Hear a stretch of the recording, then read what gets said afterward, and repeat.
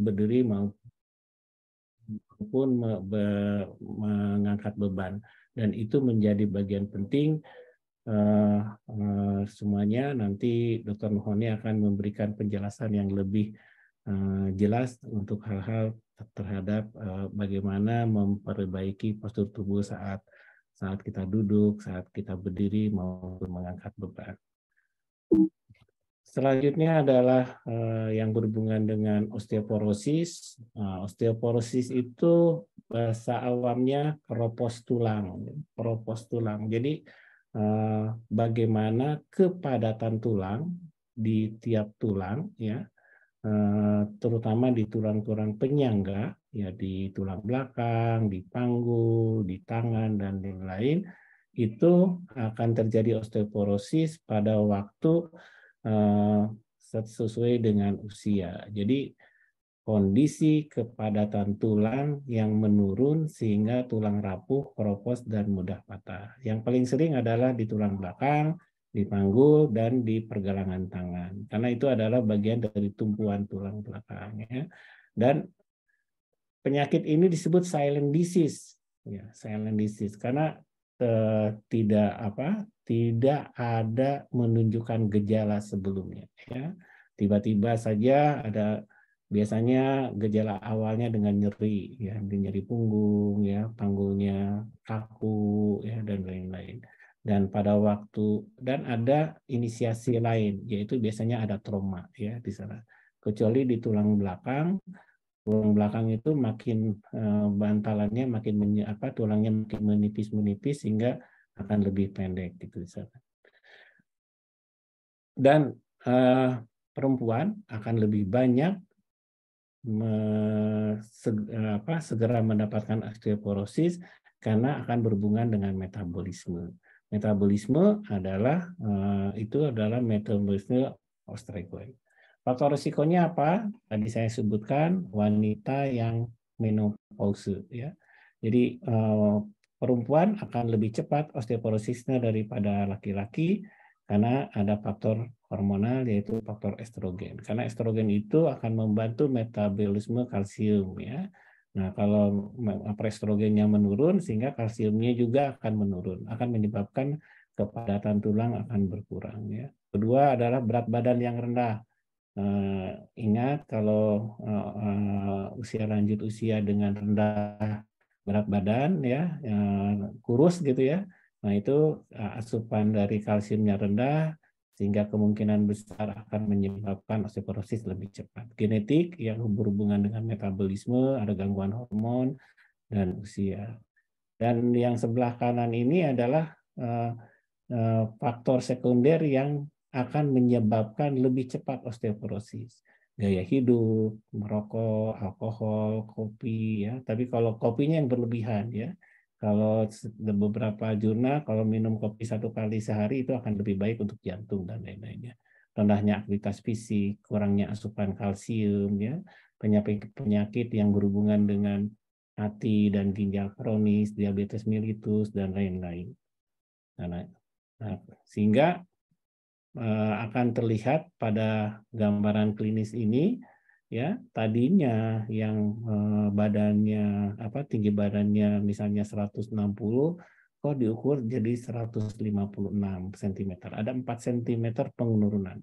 Itu adanya tanda-tanda terjadinya osteoporosis karena ada penurunan dari tingginya dari ruas-ruas di tulang belakang, ya. Terus ada nyeri, ya, nyeri punggung, ya.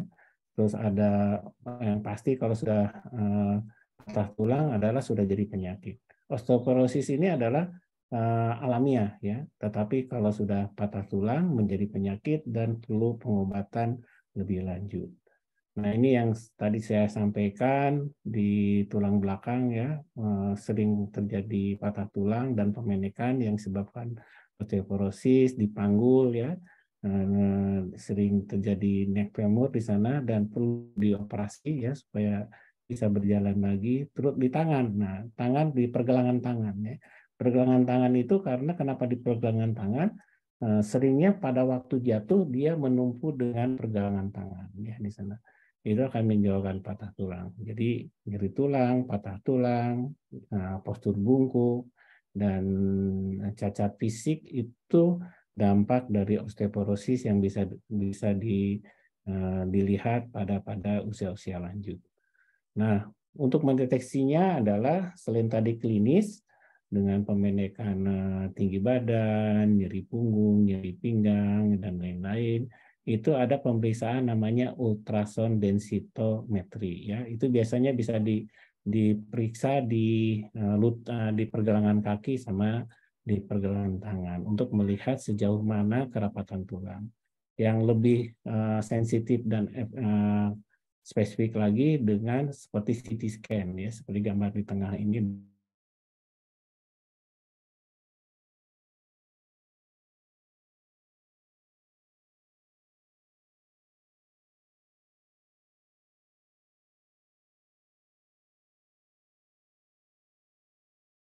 Arah mana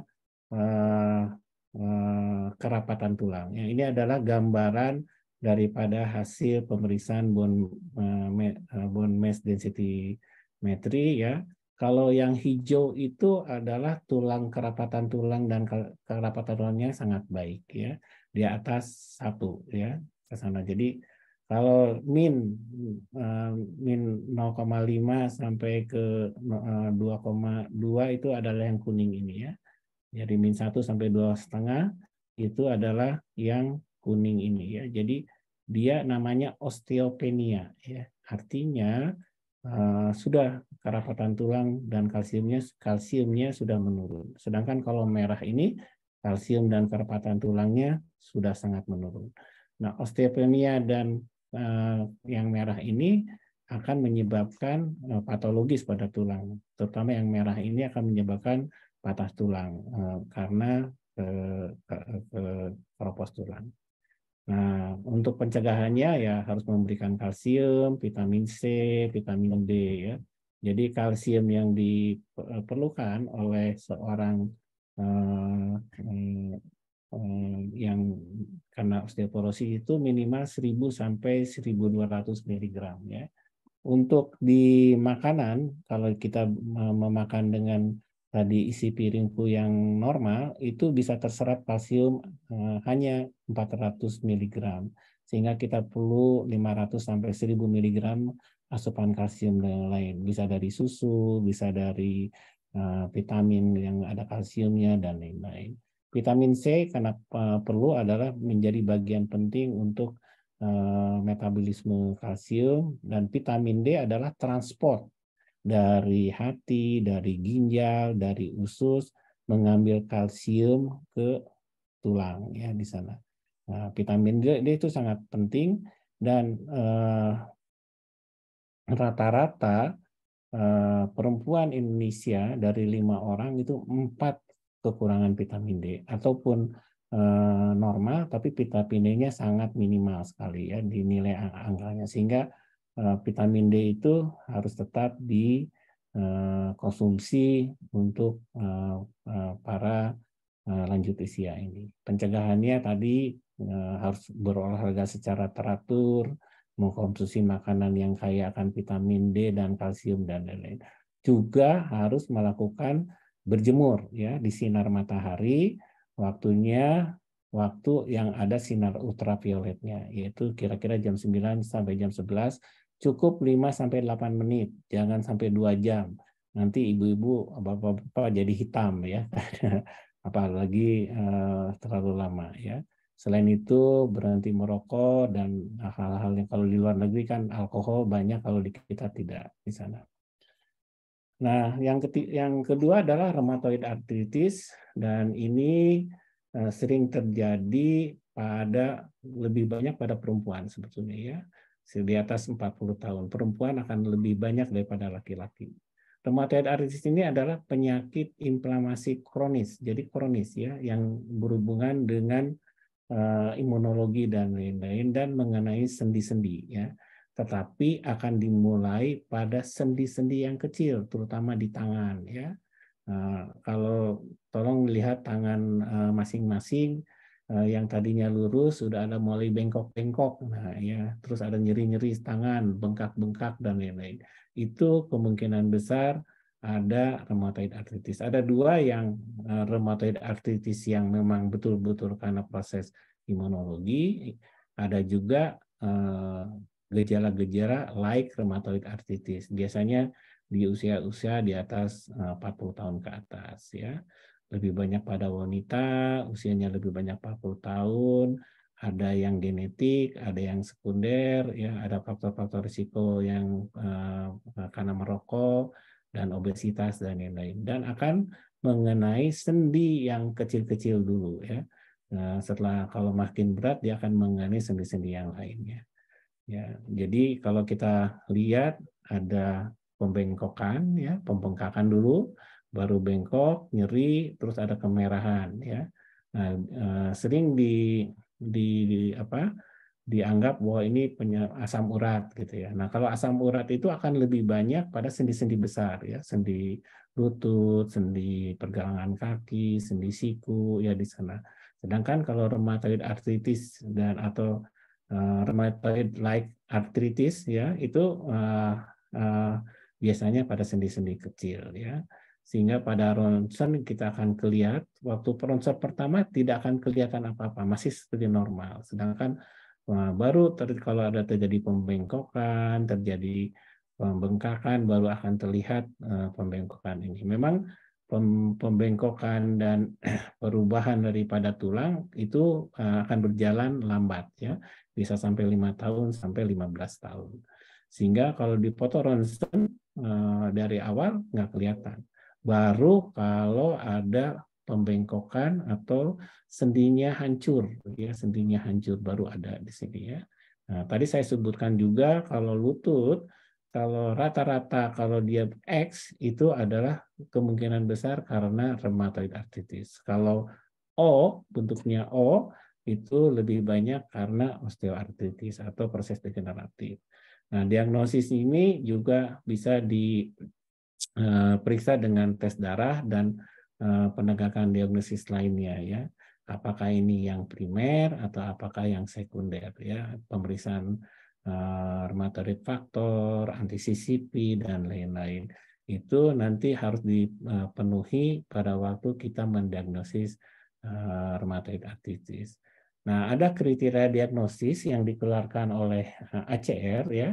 Nah, itu bahwa ada keterlibatan sendi, ada pemeriksaan laboratorium serologi, ada fase dari akut CRP dan durasinya ya. Ada ABCD ini kalau dinilai lebih dari 6, dinilai 6 poin, Bapak pasti terdiagnosis dari rheumatoid arthritis ya. Rheumatoid arthritis. Jadi ini ada pemeriksaan-pemeriksaan dan itu kalau Bapak Ibu ya bila ada yang melihat tangannya bengkok bisa berkoordinasi atau berkonsultasi dengan dokter-dokter setempat di sana. Nah, pencegahannya ini adalah komplikasi-komplikasi ya. Jadi selain dari sendi tulang juga bisa ke jantung, bisa ke arteri, bisa ke mata, ya, bisa juga menjadi tumor dan lain-lain. Nah, pada umumnya lebih banyak ke arah-arah yang ringan, misalnya carpal tunnel syndrome, inflamasi dari otot dan lain-lain. Pengobatannya ya harus mengurangi gejala dengan mencegah komplikasi. Salah satunya dengan memberikan obat-obatan. Tetapi obat-obatan ini juga akan menjadi lebih efek samping bila obat-obatan ini akan menyebabkan juga gangguan usus. Yang paling penting adalah melakukan pencegahan, ya, yaitu berhenti merokok, menjaga keseimbangan tulang, menjaga berat badan ideal, dan rutin berolahraga, ya. Makanan harus terjaga dan ini lihat ibu-ibu bapak-bapak ini kompak nih suami istri melakukan kegiatan-kegiatan 5 kali sehari dalam seminggu. Yang terakhir adalah osteomalacia. Nah, osteomalacia ini bisa terkena ke siapa saja ya, pada umur muda atau umur tua ya, yang disebabkan karena kekurangan vitamin D ya. Nah, karena adanya mineralisasi yang terganggu, sehingga tulangnya jadi rapuh, ya, jadi rapuh, kerapatan tulangnya jadi rapuh, sehingga menyebabkan tulangnya akan berbentuk seperti osteoartritis, ya, seperti osteoartritis. Jadi akan berbentuk bengkok dan O di sana. Tapi pada osteomalacia itu masalahnya karena vitamin D-nya yang kurang. Sedangkan kalau ada osteoporosis karena kalsiumnya dan kepadatan tulangnya yang kurang, ya. Jadi ada dua hal yang berbeda. Sehingga pengobatannya juga harus melakukan meminum vitamin D yang secara teratur, sehingga dari hipovitamin D menjadi standar dengan vitamin D-nya, dan harus berjemur di sinar matahari, ya, antara jam 9 sampai jam 11, dan olahraga rutin. Selain itu memakan makanan-makanan atau protein yang ada pengandung vitamin D. Ini yang terakhir nih, saya bertemu dengan Dr. Emil SPP Samarinda, ya. Beliau berkata, tidak ada kata terlambat untuk mencapai sehat dan bugar. Olahraga apa saja, yang penting itu melatih otot-otot, memperkuat tulang, melenturkan sendi, dan memperkokoh kardiorespirasi. Kata kuncinya, komitmen dan konsistensi. Start pelan-pelan, sabar dan semangat. Saya mulai lari umur 66 tahun. Insya Allah Agustus nanti sudah 70 tahun. Pernah operasi HNP tahun 95. Ada gangguan lutut, ya, ada ruptur dari ACL katanya tahun 2003. Ini Dr. Emil, ya, empat bersahabat, ya, dan tiga orang bersahabat sudah meninggal, dan hanya Dr. Emil dan baru melaksanakan olahraga bergerak itu umur 66 tahun. Jadi dengan testimoni ini semoga kita harus tetap bergerak, harus melakukan aktivitas-aktivitas untuk menjaga kesehatan tulang dan sendi. Saya kira itu. Terima kasih Dr. Kiki. Mohon maaf agak lama. Mudah-mudahan ini bisa bermanfaat untuk kita semua. Terima kasih.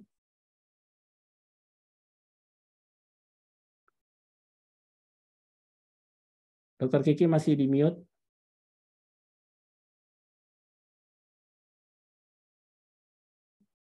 Dr. Kiki masih di mute.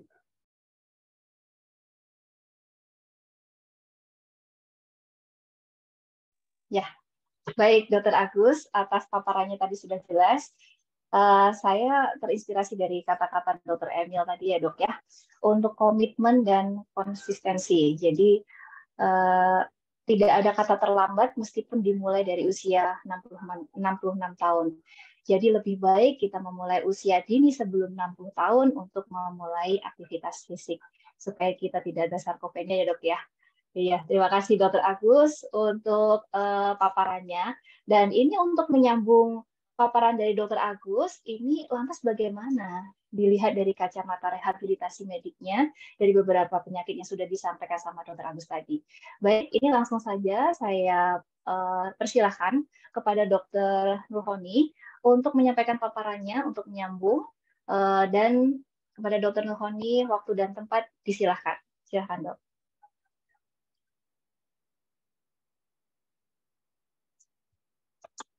Masih di mute ya dok ya, sebentar.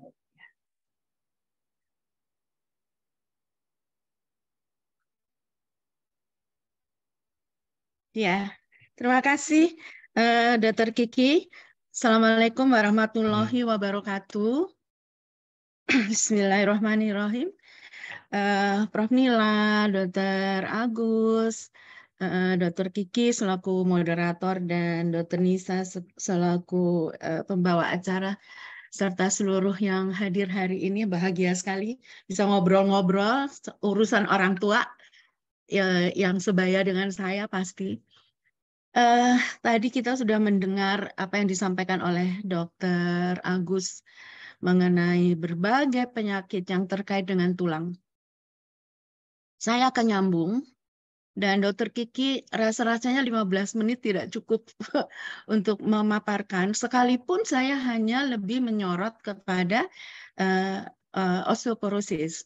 Tetapi nanti di dalam diskusi kita bisa bicara tentang artritis, rheumatoid arthritis, ataupun tentang osteomalasi. Saya share screen ya.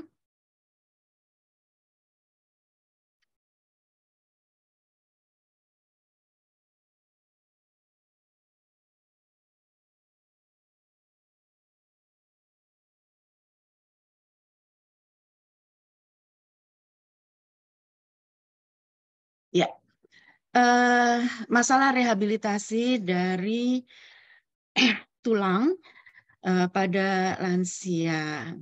Gambar ini berbicara. Ini gambar diambil tahun 2008 sebagai pemenang lomba foto pada saat Hari Osteoporosis Nasional dan Internasional 20 Oktober 2008. Pemenangnya ini dari Jawa Timur. Dan di foto ini menjadi cover dari Journal International Osteoporosis Foundation di tahun itu. Kita lihat bahwa agak di depan itu ada perempuan setengah baya yang setidaknya dia lari jalan cepat ataupun mungkin lari. Kita lihat dari gayanya. Sementara di belakangnya ada dua orang yang usianya lanjut, bergandengan tangan, tapi tetap jalan. Tubuhnya bungkuk, yang kita sebut sebagai kyphosis, dan bungkuk ini saya yakin bahwa sebabnya adalah osteoporosis. Jadi dari gambar ini saja kita bisa lihat, sekalipun mengalami osteoporosis, sekalipun mengalami deformitas, tetapi niat untuk bergerak, untuk aktif tetap ingin dilaksanakan. Jadi ini mendukung apa yang disampaikan oleh teman Dr. Agus tadi. Ya, umur berapapun tetap harus aktif. Nah, saya akan masuk ke osteoporosis. Di osteoporosis banyak yang kita bicarakan, nanti bisa kita kaitkan dengan osteoartritis ataupun dengan rheumatoid arthritis. Osteoporosis adalah penyakit pada tulang, namun demikian otot ikut berperan. Kenapa? Karena otot itu pangkal dan akhirnya melekat di tulang. Dan kalau otot itu memendek atau berkontraksi, maka tulang itu saling mendekat. Maka timbullah gerakan pada sendi.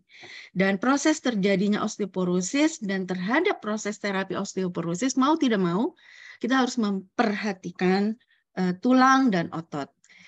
Sisi kiri tulangnya normal, sisi kanan sudah mengalami osteoporosis. Kita bisa bayangkan tembok yang tadinya kuat, sekarang seperti ini. Tentu saja gerakan sedikit saja bisa menimbulkan patah. Belum tentu patah itu tulang seutuhnya. Dia bisa jadi bagian dari tulang yang hanya bisa dideteksi dengan mikroskop. Dan itu saja sudah akan menimbulkan nyeri. Dan dampaknya adalah bentuk seperti ini. Seseorang akan membungkuk. Ini adalah gambaran tulang belakang di mana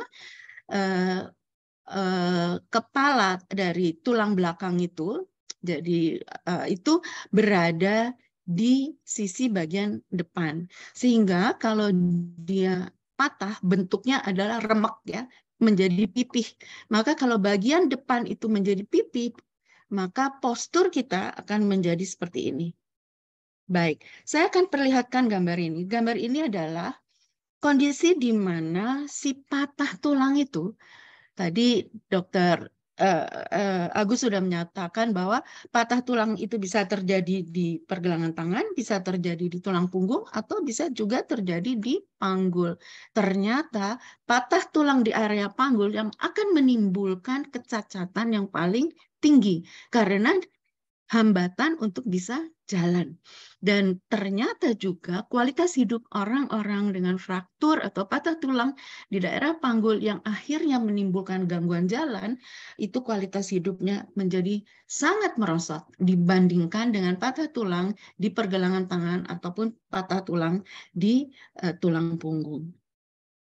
Nah, melihat itu semua tadi, maka apa sebenarnya masalah gangguan pada tulang akibat osteoporosis yang harus direhabilitasi? Yang pertama adalah si patah tulang itu sendiri. Di area mana patah tulangnya? Di punggung, di pangkal paha, atau di pergelangan tangan. Semuanya, 3 lokasi ini merupakan lokasi fungsional yang sangat penting. Tulang punggung itu menegakkan tubuh kita. Pangkal paha, tulang femur, itu membuat gerakan-gerakan kita jalan ataupun berdiri harus area di sebelah situ. Kemudian radius pergelangan tangan, apalagi ibu-ibu mau ngulek sambel itu tetap pergelangan tangan harus bekerja. Kita menulis, pergelangan tangan kita pun harus bekerja. Nah, poin yang kedua adalah nyeri. Banyak tadi sudah disebut bisa pakai obat, bisa juga dengan fisioterapi, ataupun dengan meregangkan otot-otot yang kaku, sehingga nyeri itu bisa turun. Kemudian deformitas atau gangguan bentuk, termasuk gangguan postur, dan osteoporosis lanjut. Selain itu, masalahnya juga adalah dampak sosial. Pasien enggan untuk keluar karena sangat tergantung pada orang lain, ya, atau dampak emosional. Jadi artinya pasien ini merasa tidak seperti dulu lagi, ya. Jadi ini poin banyak sekali yang harus kita perhatikan. Nah, gangguan postur itu awal dampak kecacatan. Good posture, good skeletal support. Caranya gimana? Koreksi biomekanik. Ini adalah deretan obat dan tindakan kita yang harus kita lakukan untuk pasien osteoporosis. Yang pertama exercise, yang kedua physical therapy, kemudian asupan kalsium yang cukup, vitamin D, obat-obatan yang diperlukan, dan sebagainya. Tadi sudah kita dengar infonya. Nah, topik bahasan kita yang pertama hari ini adalah tentang postur, yang kedua adalah tentang keseimbangan, kemudian tentang mencegah jatuh, dan yang berikutnya adalah tentang exercise. Postur yang baik akan merupakan support yang baik. Postur adalah respons tubuh kita untuk menyesuaikan tugas fungsional tubuh yang dipengaruhi oleh stimulasi internal dan eksternal tubuh. Jadi kalau posisi kita tegak, kemudian kita akan meraih sesuatu yang agak rendah, kita akan membungkuk. Artinya kita merubah postur kita dari tegak menjadi membungkuk. Ini adalah respons dari setiap segmen yang ada di tubuh kita untuk menyesuaikan akan membungkuk. Apakah kita akan kejungkel ke depan? Bisa jadi kalau otot-otot kita lemah, kalau sistem sensori motor kita terganggu, dan tubuh itu mampu bergerak dari postur tertentu ke postur yang lain dengan respons tubuh tetap memperhatikan kesegarisan tubuh, tidak melebihi dari kemampuan tubuh kita. Dan bila itu akan mengganggu, maka tubuh dengan sendirinya kembali ke postur yang normal, postur yang aman. Nah, di gambar ini kita bisa melihat nih, gadis cantik ini masih muda ya, seperti Dokter Kiki dan Dokter Nisa ya. Tubuhnya masih bagus, nggak ada bungkuk-bungkuknya, nggak ada miring-miringnya, masih baik. Kita lihat ada lengkung-lengkung yang memang ini adalah lengkung yang fisiologis. Ada di tulang belakang itu, ada lengkung di daerah leher, ada lengkung di daerah punggung, ada lengkung lagi di daerah pinggang ke bawah. Jadi tulang punggung kita kalau dilihat dari samping itu tidak lurus, tidak tegak seperti penggaris. Ini adalah arsiteknya adalah Allah Subhanahu wa Ta'ala. Betapa luar biasanya. Kata insinyur kalau bikin jembatan tuh jangan lurus tapi agak lengkung sehingga ada daya lenting. Daya lenting ini membuat tubuh kita ini lentur, bisa menyesuaikan. Dan ini adalah sesuatu karunia yang harus kita jaga, lengkung-lengkung ini. Karena lengkung ini berubah, ya, maka keseimbangan postur kita pun juga akan berubah. Di sekitar tulang-tulang ini banyak otot, baik otot punggung ataupun otot perut, sehingga otot-otot tersebutlah sebenarnya yang bekerja sama dengan tulang untuk menjaga postur kita, termasuk otot perut. Di sini ada garis imajinasi yang kita sebut sebagai garis gravitasi. Menghubungkan titik-titik imajinasi yang ada di tubuh kita sehingga kita tuh tetap tegak. Seimbang ke depan, ke belakang, ke kiri, ke kanan, ke atas, dan ke bawah. Ini menjadi bagian yang biasanya para dokter, ya, ortopedi, dokter rehab, itu sangat memperhatikan hal ini agar supaya kita bisa menentukan gangguan postur atau tidak. Saya akan bicara cerita sedikit tentang mengapa ada kurve, ada lengkung-lengkung di daerah leher, punggung di daerah pinggang kita. Bayi lahir atau bayi dalam kandungan itu bentuknya, punggungnya itu membentuk huruf C. Dia ada di rahim kita dalam bentuk huruf C. Kebayang nggak kalau bayi di dalam perut kita, kepalanya udah dongak. Itu bentuk perut ibu hamil itu bisa nggak mulus gitu, bisa berenjal-berenjol ya. Jadi bentuknya seperti itu. Begitu bayi lahir, sudah bisa tengkurap, maka dia angkat lehernya. Kita lihat di gambar yang B. Leher ini diangkat membentuk kurva di daerah leher. Dan kemudian saat dia mulai bisa berdiri, 11 bulan, 12 bulan, bayi sekarang cepat bisa berdiri ya, maka ada lengkung kompensasi lain yaitu di daerah pinggang. Maka terjadilah lengkung-lengkung yang saya sebut tadi.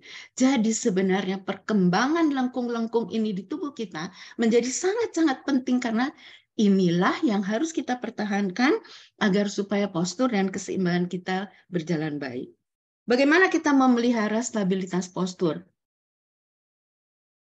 Ada komponen yang sangat penting di tubuh kita. Yang pertama adalah visual, penglihatan. Kemudian kemampuan integrasi antara somato, jadi tulang, otot, ligamen, ya, dengan sistem sensori. Ini harus baik. Kemudian ada sistem vestibuler di bagian dalam telinga kita yang menjaga keseimbangan. Dan 3 komponen ini ditambah dengan sensori, terutama adalah sistem proprioseptif, itu yang akan menjaga postur kita. Oleh karena itu, adanya otot yang bersinergi dengan baik, ini pun akan mengontrol postur kita. Nah, ada strategi postural yang memang sudah terjadi di tubuh kita. Yang pertama adalah strategi pergelangan kaki. Coba sekarang gini, kalau yang muda-muda naik bus atau naik kereta, nggak usah pegangan, tiba-tiba jalannya kenceng atau jalannya tidak mulus, apakah orang muda ini akan jatuh? Dia tidak jatuh, tetap berdiri. Karena apa? Karena otot-otot di sekitar pergelangan kaki itu kuat. Dan ini kita sebut sebagai strategi pergelangan kaki. Yang kedua adalah strategi panggul. Sebagian besar usia lanjut untuk stabilitas postural itu menggunakan strategi panggul. Artinya bagaimana? Kalau berdiri, ada dorongan sedikit aja, maka dia akan gerakkan panggulnya, berputar ke kiri atau berputar ke kanan atau maju sedikit atau ke belakang. Oleh karena itu, panggul orang-orang usia tua itu harus kuat. Ini harus kita perhatikan dan itu bisa dilatih. Yang berikutnya adalah strategi melangkah. Kalau 2 strategi yang pertama dan kedua tidak bisa dilanjutkan, maka mau tidak mau kita harus melangkah. Dan saat melangkah ini, kalau tidak stabil, yang terjadi adalah kejungkel, nah, atau jatuh. Dan yang berikutnya adalah strategi respons tubuh kita. Tangan kita bisa agak ke kanan, agak ke kiri, agak ke depan, menjaga keseimbangan. Dan strategi postural ini kita harus pahami. Sehingga semua otot-otot dan sendi yang terkait itu sebaiknya tetap terpelihara sampai usia lanjut. Apa yang saya ceritakan tadi tergambar dalam gambar ini. Saya rasa panitia akan membagikan materi-materi ini, sehingga silahkan nanti dilihat, karena apa yang saya akan sampaikan memang slide-nya agak banyak, tapi mungkin nanti bisa digunakan bila sudah menerima slide-nya ya. Nah, jadi pada orang usia lanjut mau tidak mau memang akan ada perubahan syaraf atau neurologi, akan ada perubahan di otot dan di tulang. Kita nggak bisa tolak, ini akan terjadi. Dengan demikian akan ada perubahan pola jalan. Dan ini kita harus sadari, self-assessment, menilai diri sendiri, apakah saya sudah mengalami hal itu? Kalau iya, maka kuncinya adalah dipelihara apa yang sudah ada. Dan kalau bisa ditingkatkan, dan mawas diri, artinya tahu diri. Seperti itu. Ini adalah tipe dari postur seseorang. Yang paling kiri itu adalah normal. Yang berikutnya lordosis. Lordosis itu bokongnya lebih nungging ke belakang. Dan itu bisa terjadi. Sekalipun pada orang muda. Kadang-kadang mereka akan juga mengeluh nyeri pinggang oleh karena otot-otot punggungnya itu memendek. Dan kalau memendek ini, maka pengobatannya tentu saja selain diberikan obat-obat anti nyeri, juga stretching dari otot-otot tersebut.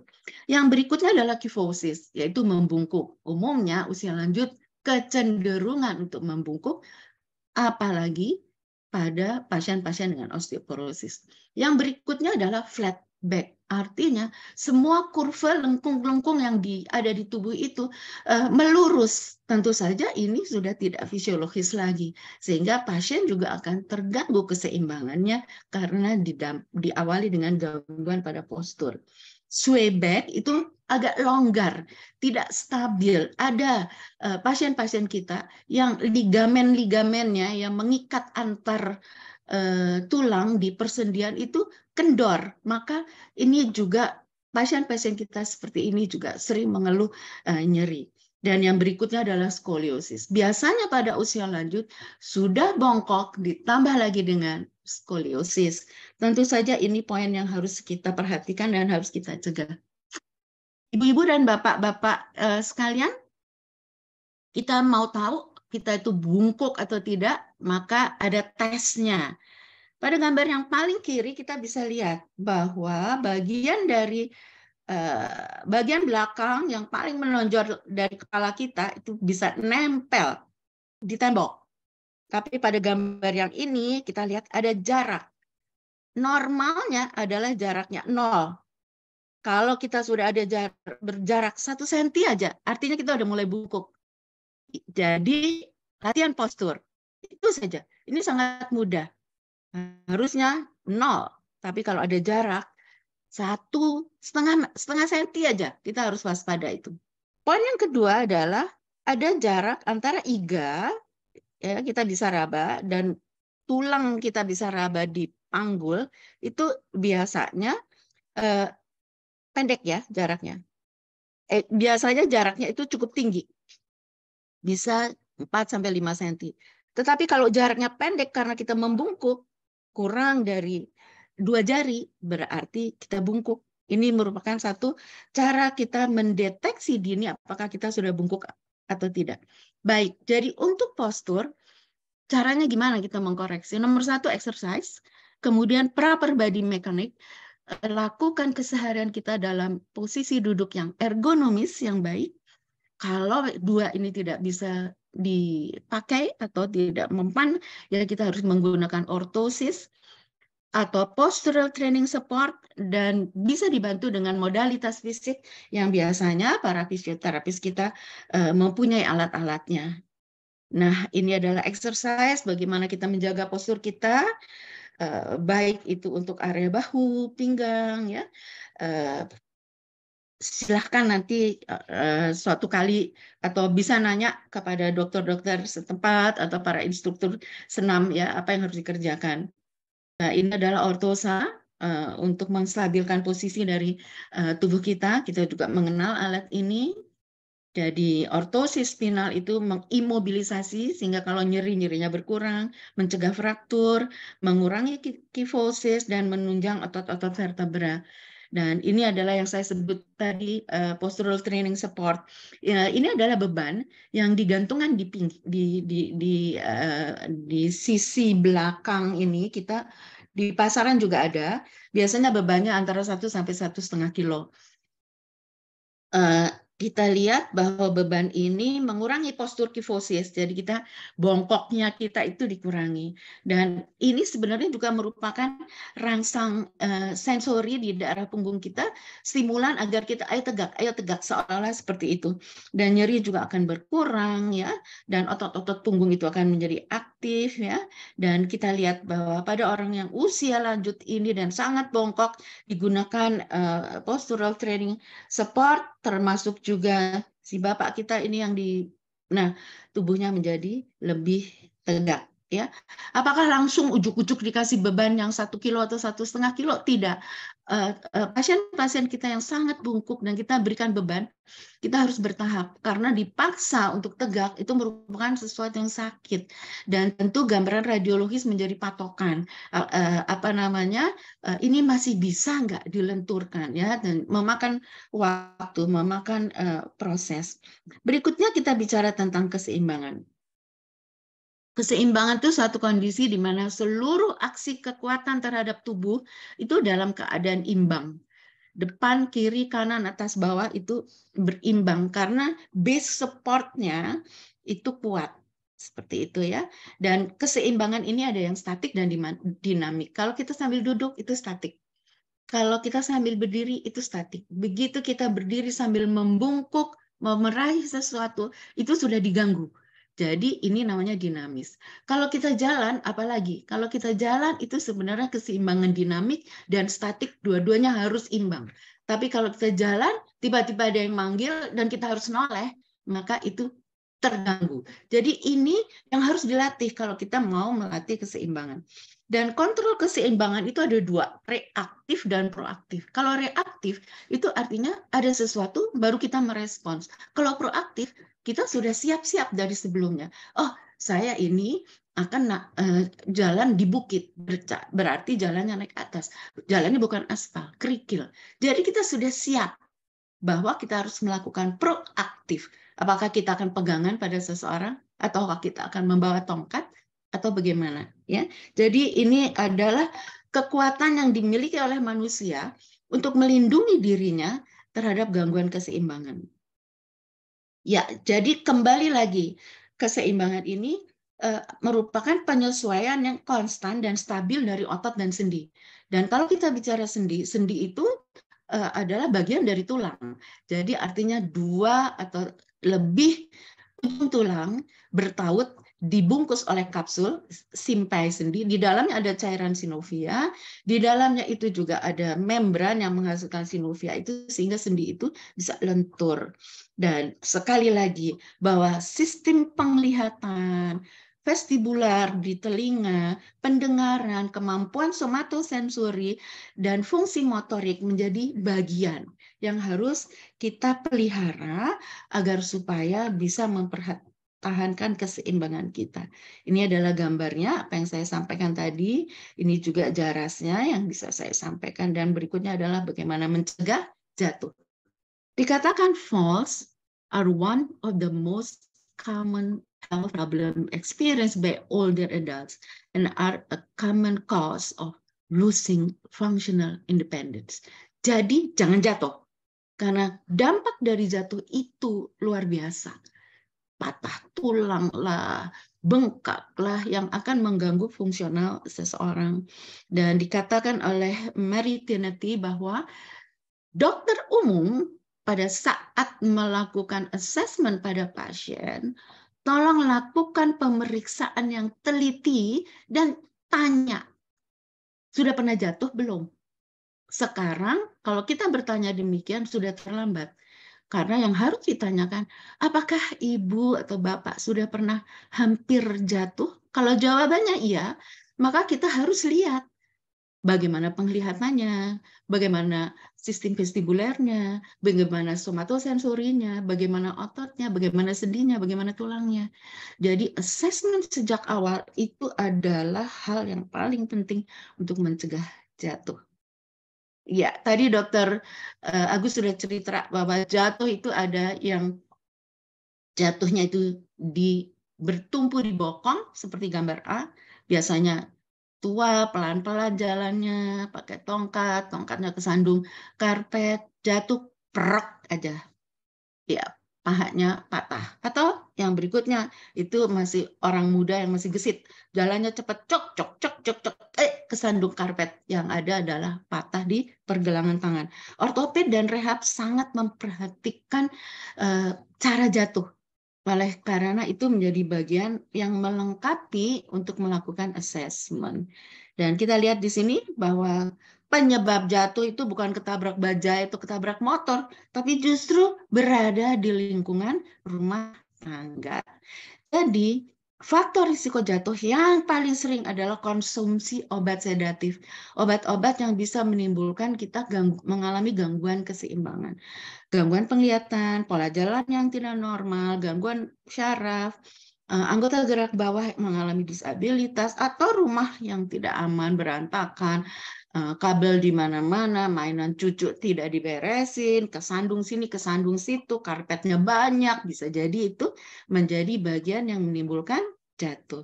Tata laksananya, pertama adalah obat, termasuk obat-obat yang berdampak sedatif, yang berdampak kita menjadi ngantuk atau ada gangguan keseimbangan, haruslah dikurangi atau dikonsultasikan kepada yang memberi. Boleh nggak dikurangi? Seperti itu. Kalau tidak bisa, oh nggak bisa, itu penting. Oke, kalau gitu kitanya yang minum obat itu harus berhati-hati. Kemudian latihan fisik termasuk memperbaiki pola jalan. Modifikasi perilaku kita. Udah tahu, udah tua, masih mau jalan cepat, pelan-pelan juga nyampe, kan begitu ya? Gunakan sepatu, alas kaki, ortosis, alat bantu jalan yang tepat dan benar. Ini jadi solusi untuk mencegah jatuh. Ada satu poin saya lupa menulis, yaitu takut jatuh. Kalau sudah pernah jatuh, biasanya takut jatuh. Takut jatuh pada orang senior itu bisa sangat menakutkan sampai tidak mau lepas dari kursi roda. Dan ini tentu tidak bisa hanya ditangani oleh ortoped dan rehab. Keberadaan dokter spesialis jiwa harus turut serta di sini, meyakinkan bahwa semua alat geraknya masih oke, sehingga tidak perlu takut. Exercise is a medicine. Dan jangan lupa, teman saya Dr. Winnie, Dr. Wanarani yang ada di sini juga selalu mengatakan bahwa exercise kita harus start low, go slow. Mulai dari dosis rendah dan bertahap menuju dosis yang dibutuhkan. Exercise juga ada dosisnya, ada aturannya seperti obat. Dan ternyata therapeutic window pada orang usia lanjut itu nggak selebar orang muda. Jadi exercise kita itu juga harus dipilih yang tepat, dosisnya pun harus tepat, dan makan waktu. Dan ini menjadi hal yang harus kita perhatikan betul. Beberapa faktor risiko ternyata bisa dibantu dengan exercise. Balance yang kurang bagus, sarkopenia atau kelemahan otot, dan otot kecil itu juga bisa dibantu dengan exercise. Kyphosis, postur yang buruk, kemudian gangguan sensori motor, dalam hal ini proprioseptif, itu juga bisa dilatih, ya. Dan kemampuan transfer dan mobilitas juga bisa dilatih. Dan ini adalah rekomendasi dari National Osteoporosis Foundation di tahun 2013 yang apa-apa saja yang harus dilakukan, exercise dan program pada pasien-pasien osteoporosis yang saya cantumkan di sini dan sudah saya jelaskan sebelumnya. Sementara untuk tulang, exercise-nya harus spesifik, harus progresif, dan kalau sudah dicapai tulang itu tidak keropos lagi, lalu kita tidak exercise, leha-leha, dia keropos lagi. Jadi artinya ini harus continue. kemudian kita berangkat dari nilai awal. Sama-sama 74 tahun, belum tentu saya dan orang ibu-ibu lain atau bapak-bapak lain yang umurnya sama, kita harus mulai dengan dosis yang sama. Belum tentu. Maka penilaian awal menjadi sangat-sangat penting. Dan komponen untuk pasien-pasien usia lanjut, untuk latihan osteoporosis atau untuk latihan osteoporosis secara umum, intinya adalah latihan pembebanan atau weight bearing, latihan penguatan atau resistensi, bisa dengan beban. Gerakannya adalah gerakan tegak ke belakang, bukan bungkuk, karena gerakan membungkuk lebih banyak membuat kecenderungan patah pada tulang-tulang punggung. Gerakannya harus dinamis, tidak statis, dikombinasi dengan aerobik low impact, latihan endurance, dan harus dilakukan juga program latihan koordinasi dan keseimbangan. Dosisnya 3-5 kali per minggu, dan kalau kita 5 kali per minggu, tolong jeda 2 hari itu dipisahkan. Jangan sesuai jam kerja. Sabtu, Minggu kita istirahat, exercise. Jangan. Sabtu dan Minggu itu dipisahin. Agar supaya sisa-sisa pembakaran, utamanya asam laktat, itu sempat dinetralisir oleh tubuh kita. Durasi 30-60 menit. Waktunya kita berusaha tetap terpapar sinar matahari. Kesimpulannya adalah terapi fisik dan rehabilitasi merupakan pilihan terapi bagi pasien osteoporosis. Apapun sebabnya, berapapun usianya, apapun jenis kelamin pasien itu. Di dalam klub Perwatusi, senam osteoporosis yang dilakukan seminggu 3 kali, pasien kami yang -4 bone densitometrinya, usianya sudah 80 tahun, ternyata dalam 2 tahun, program latihan teratur, intake-nya cukup, obatnya baik, hormonnya bagus, kembali menjadi normal. Jadi jangan merasa terlambat, tidak ada yang terlambat. Poin yang kedua, kombinasi terapi medikamentosa dengan terapi fisik dan rehabilitasi memberikan hasil optimum. Dan yang berikutnya, aktivitas fisik dengan postur tubuh yang baik seyogyanya menjadi pola hidup pasien. Jadi kita, ibu-ibu, bapak-bapak, para hadirin, kan kita punya geng nih, suka jalan sama-sama. Kalau kelihatan ada yang bungkuk, tolong ingetin, tegak.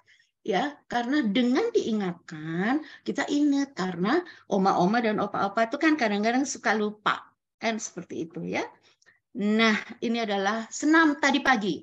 Perwatusi Perosi, dan ini kalau tidak salah di Riau, di Bontang, dan di mana saya dapat dari Ibu Ita Erol, Ketua Perwatusi, istri Prof. Erol, Kota Galung. Dan yang di bawah ada senam osteoporosis. Jadi kita sudah punya 2 senam, yaitu pencegahan osteoporosis dan senam untuk yang osteoporosis. Senam osteoporosis dilakukannya sambil duduk. Dan untuk yang muda kita punya osteo dance. Jadi tinggal ikut saja di senam osteoporosis virtual bersama Perwatusi 3 kali seminggu. Silahkan dilihat meeting ID-nya dan password-nya. Saya rasa itu yang bisa saya sampaikan, Dr. Kiki. Maaf waktunya panjang. Terima kasih. Wassalamualaikum warahmatullahi wabarakatuh. Waalaikumsalam warahmatullahi wabarakatuh. Terima kasih Dr. Honi, paparannya sudah sangat jelas dan sangat informatif. Dan saya juga mengucapkan kepada Dr. Agus tadi yang sudah dikemas secara menarik sehingga sangat jelas sekali dan mudah dipahami. Baik, ini sepertinya kita akan ada sesi tanya jawab dok di sini, dan ini sudah ada 1000 pertanyaan dok. 1000 pertanyaan mungkin bisa sampai nanti subuh. Baik. Ini langsung saja ya dok ya, saya mau menyampaikan beberapa pertanyaan di kolom chat. Ini dari Bapak Ibu yang ada di Zoom dan ada di YouTube. Untuk pertanyaan kepada Dr. Agus. Dok, tadi dokter sudah menyampaikan ya, ini sebelum acara paparan dimulai sudah banyak yang tanya. Nah ini saya mau menanyakan pertanyaan awam yang pertama kali ditanyakan adalah, apakah susu kambing yang dikonsumsi bisa mengobati dan mencegah penyakit tulang dan sendi? Ini kan banyak dok merek-merek yang si A, si B, si C dikonsumsi secara dini. Apakah bisa mengobati untuk usia jangka panjang? Begitu dokter Agus. Silahkan dok. Baik, susu kambing ya.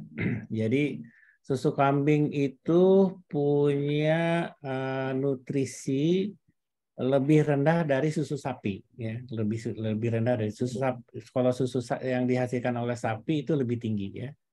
Nah, sehingga kalau lihat dari dari komposisinya kalsium itu susu sapi lebih tinggi dibandingkan susu kambing. Jadi kalau mau mengkonsumsi susu kambing harus lebih banyak ya. Misalnya kalau susu sapi itu pagi sore 2 gelas, susu kambing 3 gelas atau 4 gelas gitu di sana. Prinsipnya hampir sama, membantu menambah konsumsi kalsium ya, kalsium dalam tubuh, dan nanti dengan bantuannya vitamin D. Ya, vitamin D yang di dalam tubuh itu adalah vitamin D yang tidak aktif. Untuk membuat vitamin D aktif itu harus berjemur di sinar matahari ya, antara jam 11 ya, antara jam 9 jam 11. Cukup 5 menit 8 menit aja Bu Kiki. Kalau dokter Kiki nanti 2 jam maka akan jadi hitam nanti mukanya. Gitu ya. Nah, provitamin D yang tidak aktif ini akan dibuat jadi vitamin D aktif oleh sinar ultraviolet ini, dan akan membawa kalsium dari hati, dari usus, dari ginjal ke tulang di situ ya, di sana. Dengan bantuan yang lain sebetulnya, dengan estrogen, dengan zinc dan lain-lain. Tetapi karena estrogen perlu ada transport lain yang membantu ke sana, salah satunya vitamin D. Jadi susu kambing boleh, tapi harus lebih banyak ya. Harus lebih banyak, karena kalau susu sapi itu kalsiumnya lebih tinggi dibanding susu kambing. Dan satu hal lagi, pada susu yang langsung itu diingatkan jangan kalau cari itu ada yang high calcium low fat gitu ya. Kalau ada kan ada banyak ya produk-produk susu ya. High calcium, low fat atau non fat. Nah, jadi pada orang usia tua itu lebih baik yang low fat atau non fat. Atau tergantung nanti pemeriksaan lemaknya. Kalau lemaknya tinggi ya diberikan yang non fat. Begitu, Dokter Kiki. Baik, berarti tadi berjemurnya nggak usah kelamaan ya dok ya, 8 atau sampai 10 menit aja ya dok ya. Jamnya jam berapa dok? Jam 8 sampai jam 11? Rata-rata jam 9 sampai jam 11 ya, itu sinar ultraviolet keluar. Baik. Baik dok, menyambung pertanyaan tentang tadi, pertanyaan pertama, ini penggunaan vitamin D dok. Ini ada yang ditanyakan, ini pasien sekalian konsultasi sepertinya. Pasien sudah 12 tahun, mengalami nyeri dan direhabilitasi medik 2 kali per minggu dan sudah mengkonsumsi vitamin D3 1000 per hari selama 1 tahun terakhir ini. Apakah ada efek samping dan kontraindikasi pada saat dikonsumsi jangka panjang? Dan ada juga dosis yang dikonsumsi antara 5.000 sampai 10.000. Padahal kebutuhan tubuh sendiri antara 600 sampai 800 IU. Dan bagaimana dok kalau misalkan mengkonsumsi vitamin D secara berlebihan? Apa efek samping? Silahkan dokter. Baik, kita tahu bahwa ada vitamin A, B, C, D. Ya, A, B, C, D. Dan kalau B, C itu larut dalam air. Jadi sehingga kalau kelebihan itu akan dibuang lewat urin. Ya. D, vitamin D, E, B, C, D, E ya, D dan E itu akan disimpan di lemak, gitu ya. Tetapi khususnya untuk vitamin D itu range-nya sangat tinggi ya, dari standar minimal sampai maksimal itu agak tinggi ya. Walaupun kebutuhannya 800 sampai 600 sampai 800 UI. Dan hasil pemeriksaan penelitian di dunia dan di Indonesia ternyata rata-rata perempuan itu vitamin D-nya rendah gitu ya. Jadi harusnya 600 800, ada yang 100, ada yang 500 UI ya di sana. Sehingga untuk menyikapi ini adalah pertama harus periksa dulu kadar vitamin D tubuhnya, sehingga nanti kita bisa menyesuaikan ya, gitu ya, menyesuaikan untuk mencapai minimal 800, harusnya minimal 800 ya, jangan sampai 600 gitu ya. Jadi 800 itu. Kalau di laboratorium nanti akan keluar pemeriksaan itu 300 sampai 100. Rata orang kita itu di bawah 30 dan antara 30 sama 45. Sehingga range-nya sangat tinggi sekali, sehingga pemberian vitamin D ini sangat penting. Vitamin D ini selain untuk transfer kalsium ke tulang, juga mempunyai, tadi sudah disampaikan oleh Dr. Nuh, penipisan dari sendi-sendi tulang, misalnya di panggul, di tulang belakang, atau di lutut, sehingga inflamasi itu tidak bisa dikontrol dengan baik. Nah, selain pemberian obat-obatnya di sana. Nah, dilihat aja nanti di fisioterapinya adalah fisioterapi karena osteoporosis atau fisioterapi karena osteoartritis. Nah, tadi yang sudah diterangkan, mungkin nanti Dr. Nuhoni akan bisa memberikan gambaran bagaimana melakukan program-program fisioterapi. Begitu, Dr. Kiki. Baik, Dok. Jadi untuk pengecekan laboratorium seperti kreatinin, kemudian kalsium dan lain-lain itu sangat mungkin diperlukan ya, Dok ya? Ya, betul. Jadi kalsium, vitamin D, tapi kalau untuk kerapatan tulang itu dengan bone mass densitometer. Ya, itu akan lebih spesifik. Yang ultrasound. Ya, ada ultrasound, ada dengan CT scan. Ya, CT scan lebih spesifik daripada ultrasound. Ya. Yang kedua adalah pemeriksaan vitamin D ya di sana. Urium kreatinin untuk fungsi ginjal itu diperlukan pada waktu kita akan memberikan bifosfonat. Ya. Golongan bifosfonat itu untuk mengurangi osteoklas. Osteoklas itu adalah penghancur tulang ya. Kalau pembentuk tulang. Nah, dengan pemberian bifosfonat penghancur tulangnya dikurangi ya. Tetapi syaratnya fungsi ginjal harus bagus. Baik, baik Dokter. Mudah-mudahan para penanya sudah jelas ya. Baik, berkaitan dengan pertanyaan tadi pada Dokter Agus, ini adalah olahraga. Nah, olahraga yang akan disampaikan sama Dokter Nuhoni, ini ada pertanyaan pada Dokter Nuhoni. Dokter Nuhoni, olahraga berat atau angkat beban atau futsal pada saat gym, apakah itu bagus buat tulang? Ini sepertinya yang bertanya sebelum usia lanjut, Dok. Dan yang bersangkutan juga bertanya, padahal beliau tidak pernah memeriksakan pemeriksaan seperti yang tadi disampaikan Dr. Agus, kepadatan tulang, vitamin D, dan lain-lain. Nah, ini bagaimana, Dok? Apakah diperbolehkan angkat beban, kemudian futsal, nge-gym, yang aktivitas berat pada saat nge-gym pada usia sebelum 60 tahun? Silakan, Dokter. Dr. Nuhoni.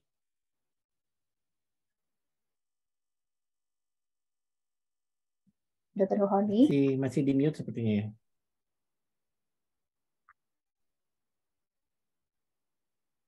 Masih di mute, Dr. Nuhoni. Oke, di mute oleh panitia, Dok. Jadi saya nggak bisa ngapain. Oh. Tolong baik. sayanya jadi nggak bisa tampil. Terima kasih udah dibebaskan. Silakan, Dokter. Iya, terima kasih pertanyaannya. Betul, jadi begini, kalau masih muda dan dari kecil kan kita juga kalau lihat anak kita, cucu kita diem aja kan kita juga penasaran. Ayo lompat, ayo kejar, ayo. Memang karena apa? Karena otaknya masih kuat, tulangnya masih kuat. Jadi stimulan itu memang harus gitu. Nah, tetapi kalau sudah di atas 50 tahun, di mana sudah mulai terjadi penurunan faali dari organ-organ kita yang menunjang berat badan kita harus tahu diri. Nah, seperti itu. Jadi untuk yang bertanya mudah-mudahan masih muda ya, silakan. Ya, kecuali sudah ada masalah dengan lutut, sudah ada masalah dengan pinggang, tentu harus dibicarakan dulu dengan dokter Anda seperti itu ya. Nah, kalau memang pasien kita sudah osteoporosis, bagi yang saya sampaikan tadi, olahraga aerobik yang diperkenankan itu adalah low impact. Jadi artinya nggak ada lompat, tidak ada benturan berat badan kita di saat kita mendarat sesudah melompat. Itu berat sekali. Jadi jalan boleh, jogging boleh, lari jangan. Itu untuk aerobiknya. Nah, sekarang kalau masalahnya pada osteoartritis. Jadi artinya tulangnya kuat, sendinya yang koplok-koplok. Ya, oke. Sangat tergantung sendi yang mana. Paling sering itu adalah sendi lutut, paling sering ya, sendi panggul. Terkadang juga bahu dan siku. Nah, jadi kalau kita bicara sendi, sendi itu fungsinya buat apa? Buat digerakkan, dia harus lentur. Oleh karena itu, prinsip awal rehabilitasi pada sendi adalah mencapai kelenturan optimum. Artinya lingkup gerak sendinya harus dipertahankan. Seperti itu. Jadi lutut itu lingkup gerak sendinya harus optimum. Bisa menekuk lutut 135 derajat, bisa lurus sampai 0 derajat. Nah, jadi kalau nekuknya nggak sampai 135, boleh nggak? Tergantung aktivitasnya apa. Sebagai gambaran, orang jalan itu memerlukan lutut menekuk 60 derajat. Naik tangga perlu lutut menekuk 90 derajat. Kalau jongkok 110 derajat. Kalau di rumahnya WC jongkok, ya kita harus bisa dong 110.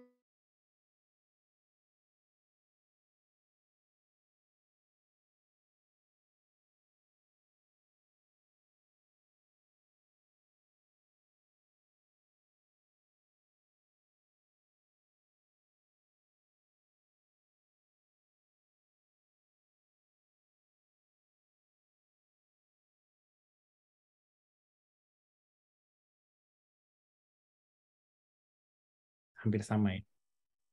Jadi kapan dioperasi kita harus menilai dulu pasien ini adalah mandiri atau tidak mandiri. Kalau pasien ini mandiri itu ada indikasi untuk operasi. Artinya misalnya kalau pasiennya masih tetap jalan, masih walaupun pakai tongkat atau pakai walker dan lain-lain ya. Yang kedua adalah dari keadaan umumnya. Jantung, paru-paru, ginjal, hati dan lain-lain bagus ya. Yang ketiga tidak ada kontraindikasi untuk dibius anestesi. Walaupun sekarang untuk operasi panggul, operasi lutut bisa dilakukan spinal ya. Jadi artinya mati rasa dari udel ke bawah. Ya, jadi sana. Nah ini itu menjadi patokan-patokan kapan kita melakukan operasi. Ya. Untuk operasi itu sekarang lebih banyak ada yang minimal invasif, misalnya patah tulang belakang karena osteoporosis, karena keropos tulang. Ya. Itu orang awam sebutnya semen tulang katanya. Dimasukkanlah sebagian dari semen yang kepada ruas tulang itu untuk membelakangnya. Pastinya di daerah yang patahnya dan minimal 1 atau 2 di atasnya ya ditambahin supaya tidak itu yang sangat penting. Jadi terakhir ya saya operasi usia 84 tahun ya. Tapi memang masih aktif ya, masih aktif. Ya, jadi ini untuk tindakan operasi untuk supaya dia bisa tetap beraktivitas. Alhamdulillah sampai ini 3 tahun atau 4 tahun ya, malah mereka sudah pergi ke Cina ya jalan-jalan katanya ke sana ke Tiongkok gitu kan. Tapi lupa sama dokternya nggak ngasih oleh-oleh gitu. Kira-kira bisa jalan-jalan setelah disemen. Iya, baik Dokter Agus atas jawabannya. Silakan Dokter Honi untuk olahraga dan. Iya, terima kasih. Terima kasih. Jadi kalau pasien-pasien yang operasinya direncanakan, pra bedah kita sudah kerjasama dengan dokter ortopedi.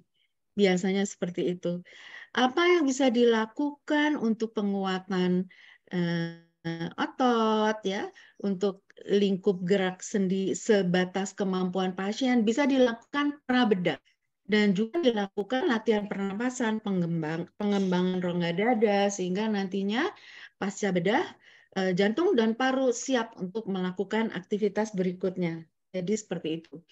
Dan pasca bedah pasti dokter ortopedi itu akan menyampaikan yang mana yang boleh, yang mana yang nggak boleh.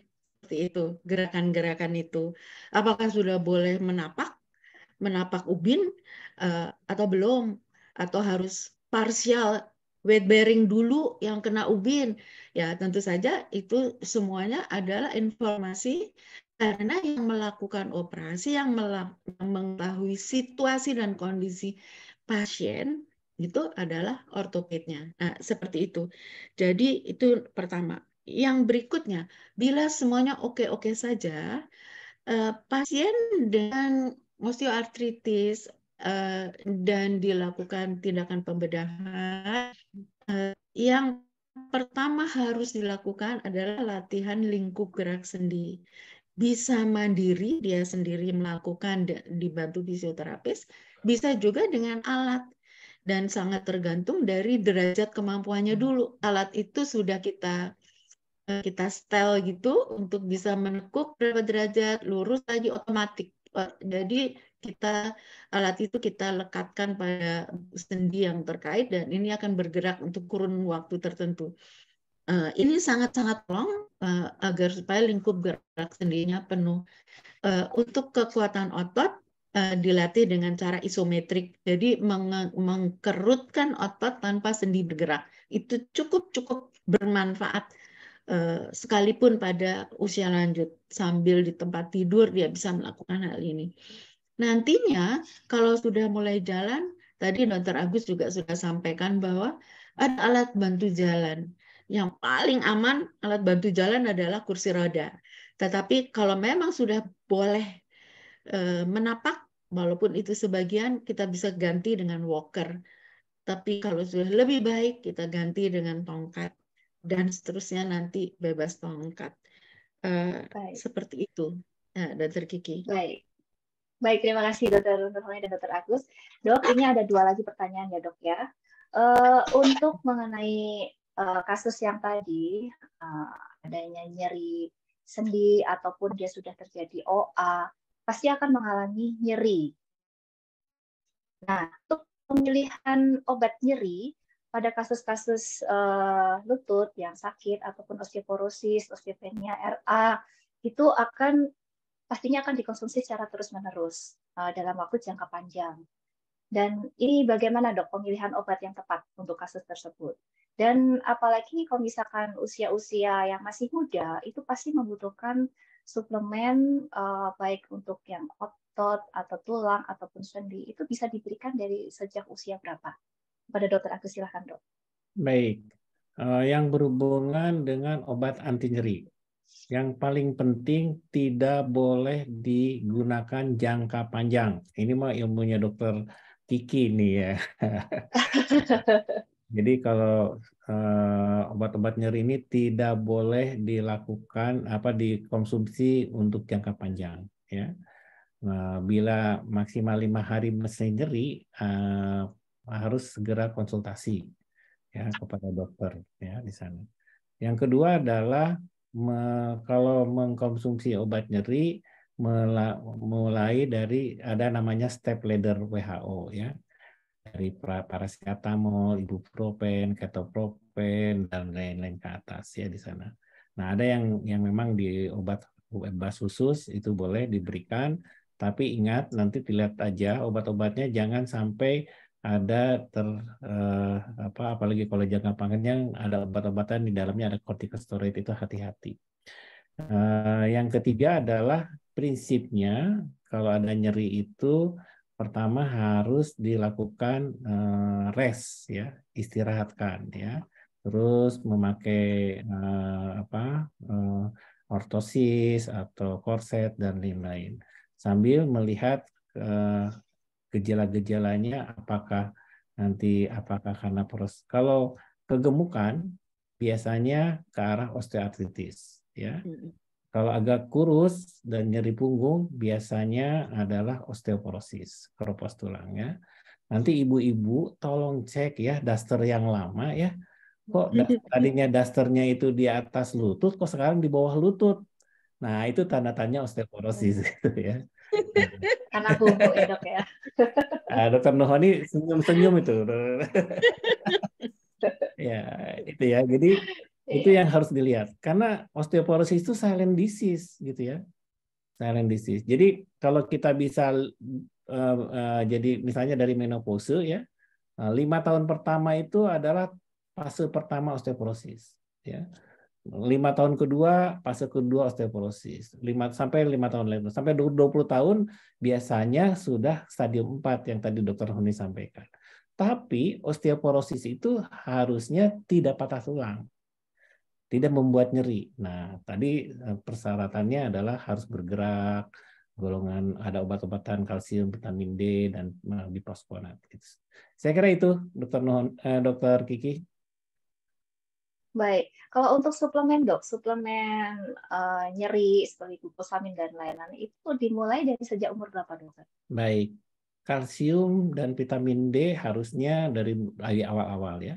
Deposit tulang itu untuk kita, terutama perempuan itu depositnya sampai umur 35 tahun. Jadi kalau kita minum kalsium dari kecil sampai 35 tahun dideposit, kayak deposito tuh ya. Nanti setelah 35 tahun diambil sedikit-sedikit, gitu, hilang sedikit-sedikit. Dan akan meningkat pada waktu setelah menopause pada perempuan. Di situ jadi. Itu kalsium vitamin D. Tapi obat nyeri tidak boleh dilakukan terus-menerus. Glukosamin, kondroitin sulfat itu dari ekstraknya ekstraknya kerang ya, yang dari Finlandia atau dari mana saya lupa. Itu adalah membantu keseimbangan daripada kolagen di sendi ya. Tapi itu ada kontroversi, ada yang kontra, ada yang pro gitu di sana. Tapi pasien-pasien saya diberikan glukosamin kondroitin sulfat itu ternyata sendinya tidak terlalu berat artritis ya di sana. Prinsipnya sih bagaimana menjaga lutut tadi tidak kena trauma ya, harus pakai deker ya, harus imobilisasi ya, lakukan penguatan otot-otot di sekitarnya. Dan untuk obat-obatan yang lebih dampaknya, efek sampingnya lebih tinggi, harus segera konsultasi dengan dokter. Baik dok. Ini pertanyaan terakhir dokter. Ini ada pertanyaan. Ini kan ada beberapa peserta, dia sering kayak tangannya dibunyi-bunyikan gini dok, jari-jarinya sampai bunyi kretek-kretek gitu. Atau kita begini bunyi kretek, bunyi kretek. Nah, itu efek sampingnya apa dokter? Dan boleh tidak dilakukan? Karena mungkin beliau itu kalau melakukan seperti itu badannya lebih enakan. Itu apa dok efek samping dan dampaknya? Ya, silakan. Itu adalah ada salah satu dari sendi ya. Sebetulnya kalau sendinya luas itu kretek-kreteknya nggak ada. Ya, kretek-kreteknya ada. Hati-hati pada waktu mengkretekkan leher ya. Apalagi lehernya diputar gitu ya, kepalanya sampai ke belakang gitu ya, hati-hati ya. Nah, ini bisa menyebabkan microfracture namanya, ada patah tulang yang kecil-kecil yang menyebabkan menjadi unstable pada tulang ya.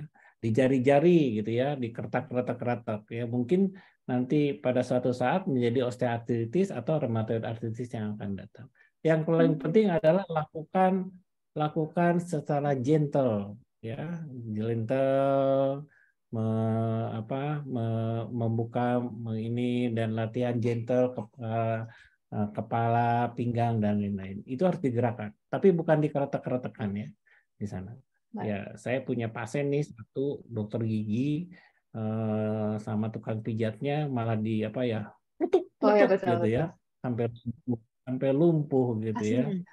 Nah, kasihan gitu ya. Artinya pergerakan itu bagaimana sendi, tulang, dan otot itu dilakukan selanjutnya. Terima kasih. Terima kasih. Jadi sangat membahayakan sekali ya.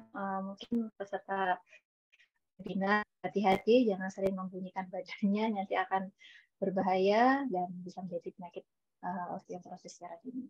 Baik, Dokter Agus dan Dokter Honi, ini sebenarnya banyak sekali pertanyaan yang sudah diajukan di kolom chat.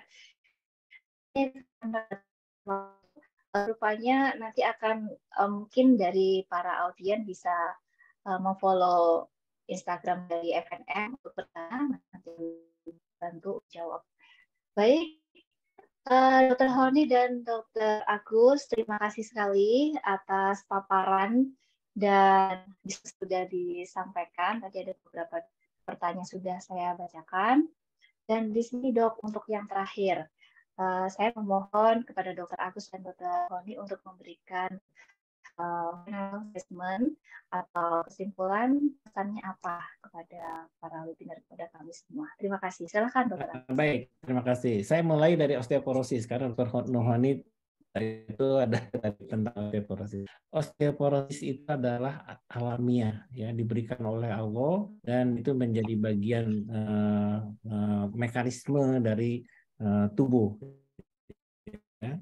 Yang prinsipnya adalah bagaimana menjaga osteoporosis ini tidak menjadi patah tulang. Ya, artinya tadi harus tetap bergerak, harus tetap hidup mensyukuri nikmat Allah dan lain-lain, ya, konsumsi kalsium, vitamin D dengan tepat ya di sana dan mencegah jatuh ya di sana. Untuk osteoartritis itu tolong dikelola berat badannya ya dari awal ya, harusnya dari muda gitu ya. Jangan waktu sudah tua bekerja keras, diet dan lain-lain pernah sudah jadi osteoartritis. Tapi kalau sudah ada osteoartritis itu tolong sendi-sendinya dijaga dengan korset, dijaga dengan dengan deker dan lain-lain. Tapi tidak harus terus-menerus dan berolahraga. Untuk rheumatoid arthritis memang agak itu harus kita deteksi dengan pemeriksaan lebih lanjut apakah ini sesuatu primer atau sekunder ya, tapi tetap prinsipnya adalah mengelola harus tetap bergerak dan makan yang sesuai dengan kebutuhannya. Saya kira itu yang saya sampaikan, tetap bergerak, mensyukuri usia lanjut dan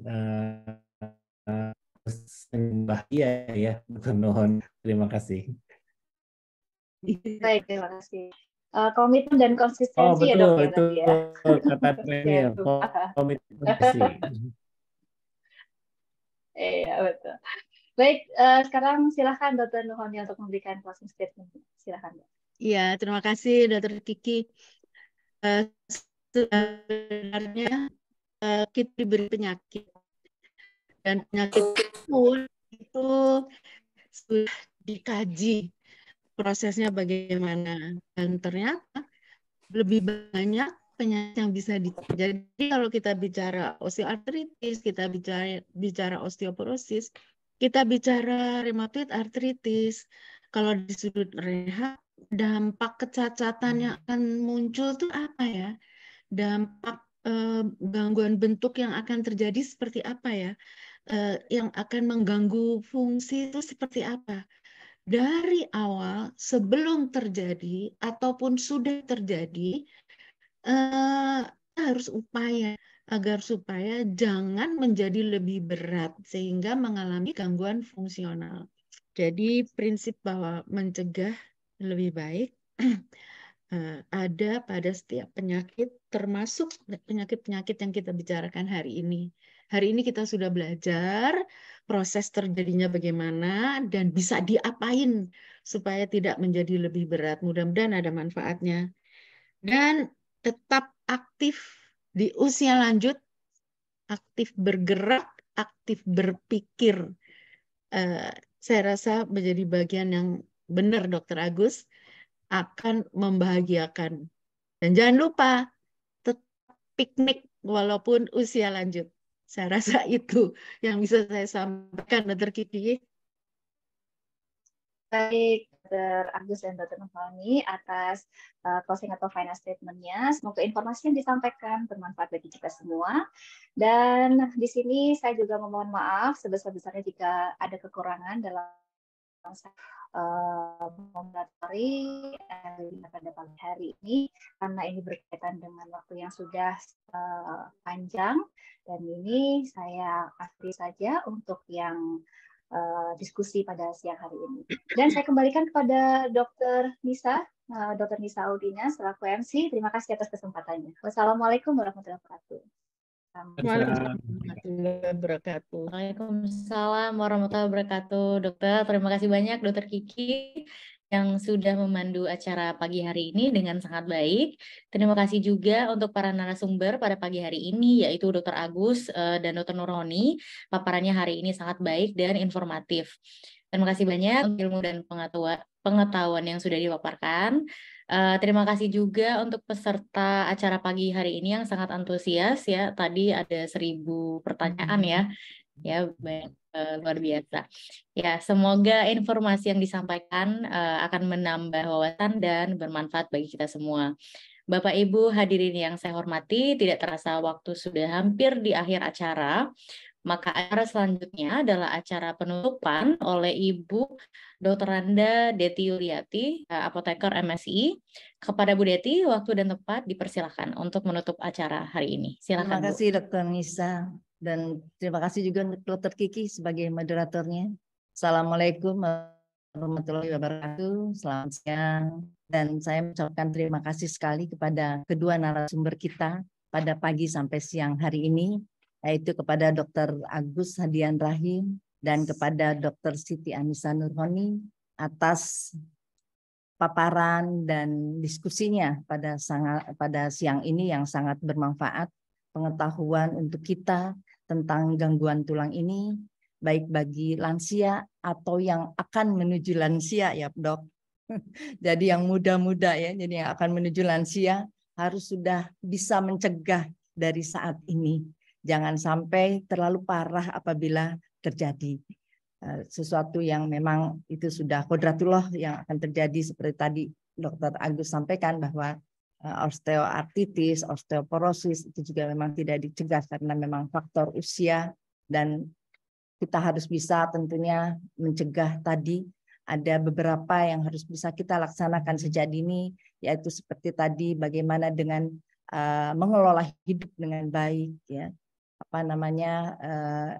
Secara berolahraga secara teratur, kemudian diet, memilih makanan yang baik, tentunya asupan-asupan vitamin ya, dan tentunya adalah perubahan gaya hidup yang memang yang harus kita laksanakan. Dan jangan lupa tadi Dr. Nurhani bicara bahwa exercise itu perlu ya, exercise sesuai dengan usia tentunya. Ya, kalau saya sudah lansia ya, Dok, tentunya disesuaikan dengan kondisi saat ini, dan saya memang sedang osteoartritis dan osteoporosis juga. Nah, inilah yang mungkin jadi pengetahuan yang bermanfaat sekali, terutama bagi pribadi saya pada saat ini. Terima kasih sekali untuk paparan dan diskusinya yang sangat bermanfaat untuk kita semua. Kita banyak sekali tadi yang mengikuti acara kami ini. Ya, tentunya dari berbagai usia ada di sini. Jadi apa yang disampaikan oleh Dr. Agus dan Dr. Nurhani ini sangat bermanfaat untuk kita semua. Sekali lagi saya ucapkan terima kasih dan mohon maaf dari Ibu Prof. Nila Muluk karena beliau jam 12 sudah ditunggu di acara lain. Sekali lagi mohon maaf dan terima kasih. Wassalamualaikum warahmatullahi wabarakatuh. Waalaikumsalam warahmatullahi wabarakatuh. Terima kasih banyak Bu Deti sudah berkenan untuk menutup acara pada siang hari ini. Baik, selanjutnya adalah pengumuman pemenang giveaway dari FNM Society. Maka langsung saja saya bacakan pemenang tersebut berdasarkan dari pertanyaan terbaik dari YouTube dan Zoom. Ada 3 giveaway hari ini. Yang pertama, Dr. Stanley Irwan Digjaya, SPKFR. Yang kedua, Bapak Anggrian. Yang ketiga, Dr. I. Wayan Tunjung. Sekali lagi kami ucapkan selamat kepada pemenang hari ini. Untuk giveaway, panitia akan menghubungi pemenang secara langsung. Bapak Ibu hadirin sekalian, kita sudah berada di penghujung acara. Alhamdulillah acara pagi hari ini berjalan dengan lancar. Semoga dengan adanya acara FNM ini semakin banyak informasi, wawasan, dan ilmu untuk kita semua. Jangan lupa untuk selalu mengikuti informasi dari FNM Society, baik di YouTube maupun di Instagram FNM Society. Jangan lupa juga untuk subscribe channel YouTube kami. Saya Dr. Nisha Udina Fitri, mewakili panitia yang bertugas, pamit undur diri. Selamat siang dan selamat beristirahat. Salam sehat untuk kita semua. Salam FNM Society. Wassalamualaikum warahmatullahi wabarakatuh. Sampai ketemu di acara berikutnya. Waalaikumsalam. Waalaikumsalam warahmatullahi wabarakatuh. Terima kasih Bu Deti, terima kasih Sama-sama, Dr. Agus. Dr. Kiki. Terima kasih semuanya. Terima kasih Dr. Honi, Dr. Agus, Bermanfaat sekali pengetahuan hari Dr. ini. Nisa, Bapak Ibu semuanya, terima kasih. Sehat terus, sukses terus buat semuanya ya. Amin, amin, amin ya Rabbal Alamin. Amin. Oke, kita sudah boleh pamit ya. Pamit Ya. dulu. Silakan. Assalamualaikum warahmatullahi Ya. wabarakatuh. Waalaikumsalam. Waalaikumsalam warahmatullahi Tetap wabarakatuh. sehat, tetap bahagia semuanya. Iya, tetap piknik. Yang penting itu ke Ya. Bandung kita. Ini saya ke Bandung siap, kami siapkan karpet merah khusus. Karpet merah doang. Makasih ya, Hon. Sama-sama. Udah di jalan, Bu Nila. Mau Iya, kemana? sorry. Oke, makasih semua.